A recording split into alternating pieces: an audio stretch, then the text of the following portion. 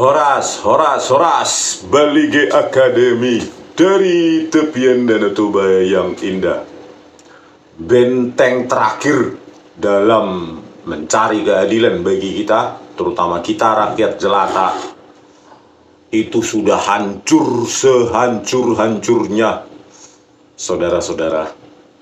Ya, kemarin kita dikejutkan berita bahwa ex-ketua Pengadilan Negeri Surabaya ya untuk tersangka kasus Ronald Tanur ya bernama ini ketuanya dulu, ketua PN Cirebon, namanya Rudi Suparmono ya, diduga menerima uang 500 juta terkait kasus Ronald Tanur. Inilah ya, bahwa hakim itu bukan wakil Tuhan tetapi wakil uang ya, wakil uang. Kalau dia bisa disuap, maka dia bukan wakil Tuhan tapi wakil setan.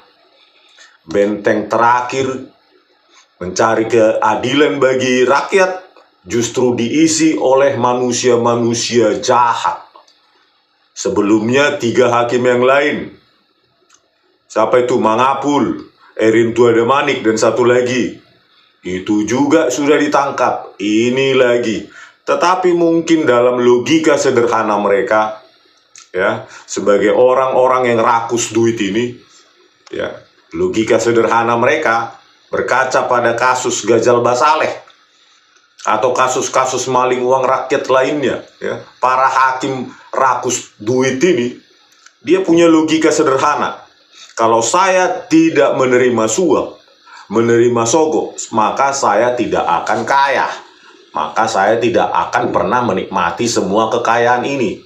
Toh juga nanti ya, ketika mereka banding, kasasi atau PK, maka masih banyak oknum-oknum, kalau kita bisa katakan oknum, semacam Jarod Richard yang bermain perkara di setiap tingkatan pengadilan negeri sampai Mahkamah Agung.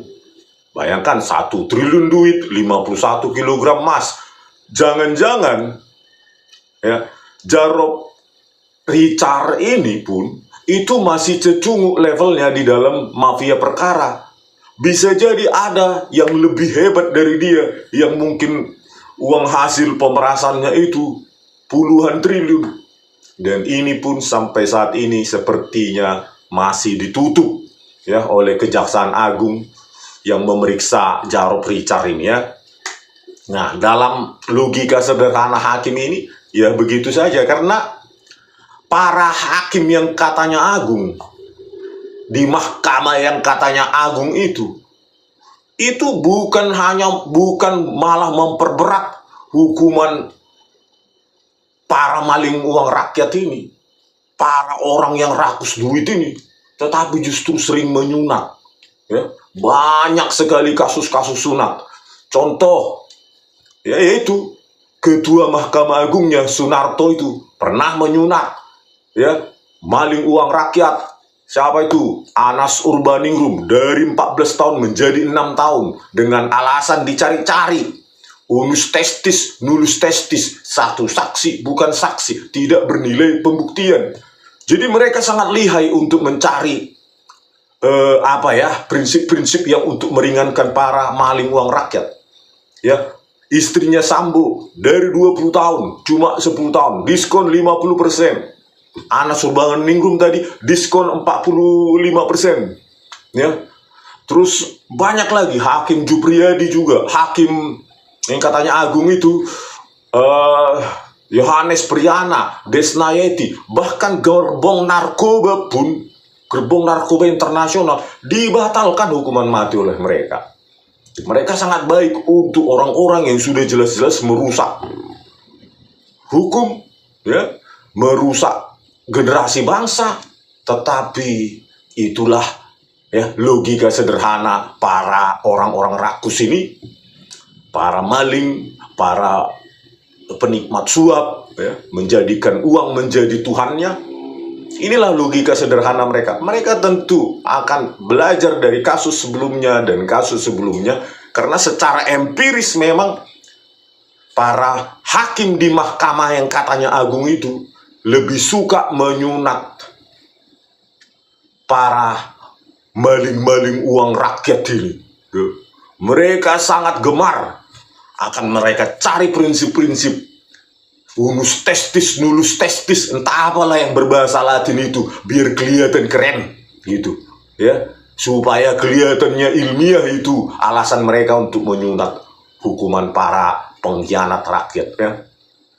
Seperti kasus inilah Rudi Suparmono ya. Dialah yang bermain itu kan, menentukan, oh kaulah mengepul, kaulah Erintu ada manik, kaulah sini satu lagi itu ya, kita mainkan nanti nih, mumpung orang kaya ini, oke kita sikat kapan lagi itu. Ini kan yang ketahuan di dalam karirnya orang ini sudah berapa puluh ratus kali atau bahkan ribuan kali kasus yang dia mainkan seperti ini ya. Harusnya kitab hukum pidana untuk para orang-orang yang harusnya tugasnya menegakkan hukum, tetapi malah menghancurkan hukum. Harusnya kitab hukum pidana untuk orang-orang semacam ini, mulai dari hakim, jaksa, polisi, harus 10 kali lipat, minimum seumur hidup. Ya?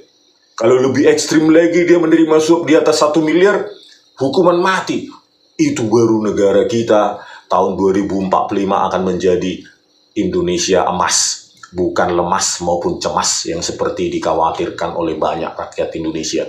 Tetapi melihat potret hukum sekarang, wajar kalau Indonesia emas 2045 itu hanya semacam jargon politik yang terus diulangi ketika kampanye periode 5 tahunan ya. Oke, kita baca kumparan news ya, detailnya bagaimana ini Rudi Suparmono ini ya, pengkhianat rakyat ini ya, sudah dikasih makan oleh rakyat seumur dia berkarir, masih mengkhianati rakyat ya. Inilah pengkhianat, wajah pengkhianat sesungguhnya. Harusnya sudah ada dibuat semacam monumen atau semacam apa gitu ya, seperti kebun binatang, tetapi namanya kebun maling uang rakyat, kebun maling gitu ya. Di sanalah dipampang untuk dikunjungi oleh para siswa mulai SD atau TK sampai kuliah. Dipajanglah mereka ya, foto-foto mereka dan semua kasus-kasus mereka. Nah itu kita kunjungi untuk mengingat inilah wajah-wajah pengkhianat rakyat gitu ya. Tahe. Miris sekali kita ya mendengarkan orang-orang pengkhianat rakyat seperti ini ya. Kejaksaan Agung menetapkan mantan Ketua Pengadilan Negeri Surabaya Rudi Suparmono sebagai tersangka kasus dugaan suap. Vonis bebas Ronald Tanur. Ya. Abdul Kohar Dirdik Jampitsus Kejagung. Ini yang juga bermasalah apa ya kemarin ya, jam tangan mewah ya kalau nggak salah ini ya, tapi dibilang KW. Oke, let's see aja ya. Meskipun cuma klaim sepihak dan bukan dari ahli ya itu jam KW atau tidak, tapi klaim dirinya sendiri. Mengatakan Rudi dijerat sebagai tersangka usai penyidik melakukan pemeriksaan terhadapnya. Ya, maka Rudi Suparmono ditetapkan sebagai tersangka, kata Kohar dalam jumpa pers di kantornya. Kohar mengungkapkan Rudi diduga menerima sejumlah 43.000 Singapura dolar atau senilai 511.536.600. Uang tersebut diserahkan oleh pengacara Ronald Tanur, Lisa Rahmat, langsung kepada Rudi, yang langsung diberikan oleh Lisa sebesar 43.000 Singapura dolar beber Kohar ya. Jadi permainan di sini adalah pengacaranya juga kotor ya, menjadi perantara suap antara pihak Ronald Tanur kepada para hakim ya. Jadi Indonesia ini sudah sangat barbar, brutal, biadab ya, penghancuran hukum itu sudah sangat sistemik ya, bukan hanya melibatkan polisi, jaksa, hakim, tetapi pengacara juga. Selain itu, Ibunda Ronald Tanur, Meriska Wijaya juga diduga telah berencana memberikan Rudy sejumlah 20.000 Singapura dolar. Oh, ada sebelumnya sudah ada juga. Atau senilai 237 juta sekian. Uang tersebut diserahkan Lisa melalui Hakim Erintua Damanik. Oh, udah diserahkan ke Erintua Damanik uang itu. Namun uang itu belum sempat diberikan. Usai dijerat tersangka, Rudy langsung dilakukan penahanan selama 20 hari ke depan di Rutan Kejagung Salemba, cabang Kejaksaan Negeri Jakarta Selatan. Tetapi saya nonton videonya di YouTube, ya. Tidak ada diborgol tangannya, santai aja dia pakai masker ya, terus pakai ransel, kayak orang mau traveling gitu. Jadi perlakuannya beda sekali nih. Ya, pengkhianat rakyat, maling uang rakyat semacam hakim ini diperlakukan istimewa. Harusnya kan diborgol itu. Ya. Diborgol, dipermalukan di depan publik. Kok enak aja dia begini-gini dia gitu. Seolah-olah orang bersih itu orangnya, pengkhianat rakyat itu. Atas perbuatannya Rudy dijerat pasal 12 huruf E, C junto pasal 12B bla bla bla. Oke lah, let's see ya. Karena apa? Ya nanti tuntutan jaksa juga bisa ecek-ecek. Seperti kasus Harvey Muiz ya. Tuntutannya pun cuma 12 tahun atau 10 tahun itu. Ya. Pidananya 6,5 tahun. Terus nanti banding kasasi PK bisa cuma 1 bulan hasilnya. Karena memang hakim yang katanya agung suka kali sunat, apalagi yang melibatkan uang-uang besar itu ya. Nah, inilah konversi yang kemarin. Rudy sebelumnya tiba di Kejagung sekitar pukul 17.28 WIB. Ia tampak mengenakan pakaian berwarna biru gelap, tidak diborgol ya. Wajahnya tak tampak ditutupi masker. Apa sedang flu, batuk, atau memang kena kanker, kita nggak tahu ya. Atau memang bukan penyakit menular yang dia idap, tetapi memang malu menunjukkan muka pengkhianatnya itu. Dalam kasusnya, Rudy diduga menjadi penghubung pengacara Ronald Tanur, Lisa Rahmat, dalam menunjuk majelis hakim yang akan menangani perkara kliennya. Lisa mengenal Rudy melalui ex-pejabat MA, Jarod Richard.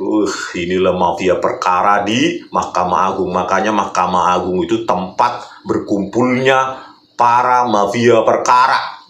Ya, Jarod Richard. Makanya kita nggak percaya keputusan mereka kalau pakai logika yang benar. Ya, Jupriyadi, Burhan Dahlan, Yohanes Priana, siapa lagi itu, Prim Yudi atau apa itu ya, nggak mungkin mereka pakai logika anak SD, mengabaikan chat SMS chat Vina, almarhum Vina ke temannya Widi 22.14.10, padahal di situ katanya sedang terjadi ruda paksa bergilir, pemukulan, pengeroyokan, menghantarkan ke jembatan itu, ke lahan kosong ke jembatan lagi. Kan logikanya lah. Makanya kita duga mereka pun bermain dengan orang-orang semacam Jarod Richard itu gitu. Sampai detik ini pun kita tunggu keputusannya itu. Belum ada. Bayangkan, sudah dibacakan 16 Desember 2024. Sekarang pertanggal 15 Januari. Ya, coba kalian cek apakah saya yang nggak dapat atau memang tidak ada sampai sekarang. Adapun ketiga hakim yang menangani perkara Ronald Tanur, yakni Erintua Damanik, Heru Hanindio, dan Mangapul. Ya, ini dari kampung saya nih, kalau nggak salah ini nama Mangapul dan Erintua Damanik ya. Ya, itulah memalukan ya. Adapun dalam dakwaannya, Erintua Damanik bersama 2 orang hakim PN Surabaya lainnya, Heru Hanindio dan Mangapul, didakwa menerima suap 4,6 miliar dengan rincian 1 miliar dan 308.000 Singapura dolar atau setara 3,67 miliar rupiah ya. Jaksa menyebut bahwa Erintua menerima uang sejumlah 140.000 Singapura dolar dengan pecahan 1000-an ya Singapura dolar dari Lisa Rahmat yang merupakan pengacara Ronald Tanur. Penyerahan uang itu terjadi di gerai Dunkin Donuts Bandara Jenderal Ahmad Yani Semarang pada awal Juni 2024 ya. Jadi sama seperti yang saya bilang tadi, para hakim-hakim ini ya, karena udah tahu mereka sistem cara bermain di institusinya ya, sampai Mahkamah Agung mereka ya, Erin Tuadamanik, si Heru Hanindio dan Mangapul, dan ketuanya itu PN Surabaya itu ya Rudi, siapa tadi namanya itu, Rudi Suparmono ya. Mereka sudah pakai logika sederhana aja, kita terima duit seperti ini, nanti kita main banding kasasi ya, PK bisa ya, itu gampang karena banyak yang secara empirik banyak gitu yang disunat ya, minimum dapat 40% korting kan, seperti yang dilakukan Sunarto terhadap Anies Urbaningrum kan lumayan ya kan. Nanti keputusannya nanti ece-ece ya, untuk Erin Tuadamani CS ini dan Rudi Suparmono nanti paling 5 tahun kalau ada ya, paling 3 tahun, nanti di korting 40% di PK tinggal 1 tahun ya, merdeka mereka ya, tetap kaya, keluar dari penjara tetap kaya ya, padahal harusnya dirampas semua asetnya, baik terkait maupun tidak terkait dengan kasus itu ya, supaya mereka miskin itu. Setelah keluar dari penjara miskin, itu yang perlu dilakukan agar mereka takut melakukannya, apalagi mengulangi ya, khususnya para perusak hukum ini ya, para hakim, jaksa, polisi sudah digaji oleh rakyat, isi perutnya penuh dengan keringat rakyat, tidak tahu diri kau. Bagus. Oke, lanjut. Terus ada lagi dari Kompas ya, Kejagung geledah 2 rumah ex ketua PN Surabaya, sita uang 21,1 miliar. Seumur hidup dia dengan gajinya tidak mungkin dia punya uang 21,1 miliar kan.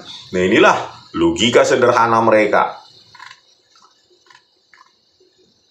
Kejaksaan Agung menggeledah 2 rumah mantan ketua, di 2 rumah ya, rumah mantan Ketua Pengadilan Negeri Surabaya Rudi Suparmono di Jakarta dan Palembang. Ada 2 rumahnya di Jakarta dan di Palembang.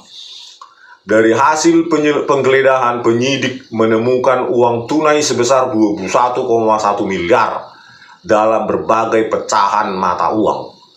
Tadi pagi jam 5, tim penyidik melakukan penggeledahan di 2 lokasi, kata Direktur Penyidikan Jaksa Agung ya, Abdul Kohar.